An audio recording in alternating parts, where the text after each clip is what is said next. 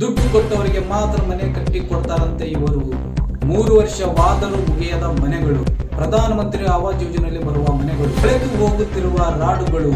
3 ವರ್ಷದಿಂದ ಫಲಾನುಭವಿಗಳು ಬಾಡಿಗೆ ಮನೆಯಲ್ಲಿ ವಾಸಿಸುತ್ತಿದ್ದಾರೆ. 3 ವರ್ಷದಿಂದ ಬಾಡಿಗೆ ಮನೆಯಲ್ಲಿ ವಾಸ ಮಾಡುತ್ತಿರುವ ಫಲಾನುಭವಿಗಳು ಹೇಳ್ತಾ ಇರೋದು ಇಷ್ಟೇ, ಮನೆಯನ್ನಾದರೂ ಕಟ್ಟಿ ಕೊಡಿ ಅಥವಾ ಮನೆ ಬಾಡಿಗೆ ಆದರೂ ಕೊಡಿ ಅಂತ, ಇಲ್ಲಾಂದ್ರೆ ಉಗ್ರವಾದ ಹೋರಾಟವನ್ನು ಮಾಡ್ತೀವಂತ ಫಲಾನುಭವಿಗಳು ಹೇಳ್ತಾ ಇದ್ದಾರೆ. ಇಲ್ಲ ಮೇಲಿನ ಅಧಿಕಾರಿಗಳು ಇದರ ಬಗ್ಗೆ ಗಮನ ಹರಿಸಿ ಆದಷ್ಟು ಬೇಗ ಇವರುಗಳಿಗೆ ಮನೆಗಳನ್ನು ಕಟ್ಟಿಕೊಡಬೇಕಂತ, ಒಂದು ವೇಳೆ ಮನೆಗಳನ್ನು ಕಟ್ಟಿಕೊಡದಿದ್ದರೆ ಉಗ್ರವಾದ ಹೋರಾಟವನ್ನು ಮಾಡುವ ಸಲುವಾಗಿ ಸಿದ್ಧರಾಗ್ತಾ ಇದ್ದಾರೆ. ಲಕ್ಷ ರೂಪಾಯಿ ಕೊಡ್ತಾರಂತ ಅವ್ರಿಗೆ ರೊಕ್ಕ ಹಾಕ್ತೀನಿ ನೀವು ಮಾಡ್ಕರಂತನ ಅರ್ಧ ರೊಕ್ಕ ಕೊಟ್ಟರೆ ಅರ್ಧ ರೊಕ್ಕನೇ ಕೊಟ್ಟಿಲ್ರಿ. ಕಿರೆ ಮನ್ಯಾಗ ಕಿರೆ ಕಟ್ಕತ ಕೊಡ್ಬೇಕ್ರಿ ನಾವು. ರಾಣಗಳು ಮಾತ್ರ ಕೊಳತೋಲತ್ತ ನೋಡ್ರಿ. 3 ವರ್ಷ ಐತ್ರಿ ಈ ಮನೆಗಳ ಬುದ್ಧಿಗೆ.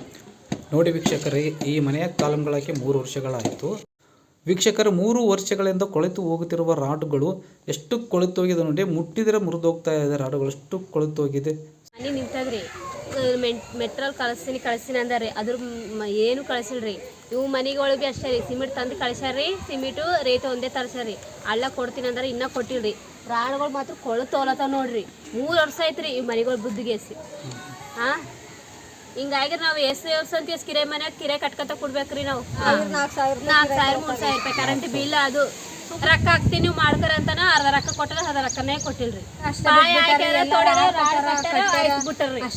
ಅಷ್ಟೇ ಬಿಟ್ಬಿಟ್ಟಾರಿ, ಬಂದಿಲ್ಲ. ಹಳ್ಳ ಕಳ್ಸಣ್ರಿ ಮತ್ತೊಬ್ರಿಗೆ ಕೊಟ್ಟನ್ರಿ. ತಂದು ಒಳಗೆ ಹಾಯ್ಕೋಬೇಕ, ಇಲ್ಲ ಅವ್ರಿಗೆ ಕಳಿಸ್ತೀನಿ ಮತ್ತೊಬ್ರಿಗೆ ಕೊಡ್ತೀನಿ ಅಂತಂದ್ರೆ ಅವ್ರು ಭೀ ಕೊಟ್ಟಿಲ್ರಿ. ಹಿಂಗಾಗಿ ನಾವು ಎಲ್ಲೋಡ್ ಬುಚ್ಚ್ರಿ ಅಂದ್ರೆ ಎಲ್ಲೋಡ್ ಬುಚ್ಕೊಂಡಿ ಕುಂತೀವ್ರಿ ಕಿರಾಯ ಮನೆ ಕಟ್ಕಂತ. ಏನ ಕಟ್ಟಿ ಕೊಡ್ರಿ ಒಂದ್ರಿ, ಇಲ್ಲಾಂದ್ರೆ ತಿಂಗಳ ಕಿರಾಯನ ಕಟ್ರಿ. ರೊಕ್ಕ ತುಂಬಿದವ್ರದ್ದು ಮಾಡ್ತಾರ, ರೊಕ್ಕ ತುಂಬಿದವ್ರದ್ದು ಮಾಡಲ್ಲ. ಲಕ್ಷ ರೂಪಾಯಿ ಕೊಡ್ತಾರಂತ ಅವ್ರಿಗೆ ಮಾಡಂದ್ರಿ ನಮ್ಗೆ ಹಂಗೆ ಬಿದ್ದವ್ರು. 3 ವರ್ಷ ಆಯ್ತ್ರಿ ಸರ್. ಈಗ 1 ವರ್ಷ ರಾಡ್ ಕಟ್ಟಿಟ್ಟಾರ್ರಿ. ಇಲ್ಲ ನಮ್ಮ ಮನೆಯನ್ನ ಕಟ್ಟಿಕೊಡ್ರಿ, ಇಲ್ಲ ನಮ್ಗೆ ರೊಕ್ಕನ ಕೊಡ್ರಿ, ಇಲ್ಲ ಕಿರಾಯನ ಕಟ್ಟಂದ್ರಿ. ಕಟ್ತೀನಿ ಅಂತೇಳಿ ನಮ್ಗೆಲ್ಲ ಮೋಸ ಮಾಡತ್ತಾರ ಸರ್.